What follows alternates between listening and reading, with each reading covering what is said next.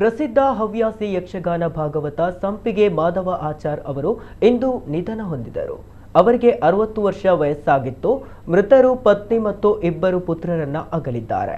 ನಂದಿಕೂರು ಉಷ್ಣ ವಿದ್ಯುತ್ ಸ್ಥಾವರದಲ್ಲಿ ಉದ್ಯೋಗಿಯಾಗಿದ್ದ ಅವರು ಇತ್ತೀಚೆಗೆ ನಿವೃತ್ತರಾಗಿದ್ದರು.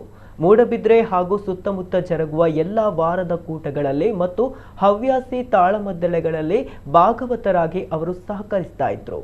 ಮುಂಬೈನ ಗೀತಾಂಬಿಕಾ ಯಕ್ಷ ಮೇಳದಲ್ಲಿ 4 ವರ್ಷ ತಿರುಗಾಟ, ಇರುವೈಲು ಮೇಳದಲ್ಲಿ 2 ವರ್ಷ ತಿರುಗಾಟ, ಸುಂಕದಕಟ್ಟೆ ಚಿರುಂಬ ಭಗವತಿ ಮೇಳದಲ್ಲಿ ಬದಲಿ ಭಾಗವತರಾಗಿ ಭಾಗವಹಿಸಿದ್ದರು.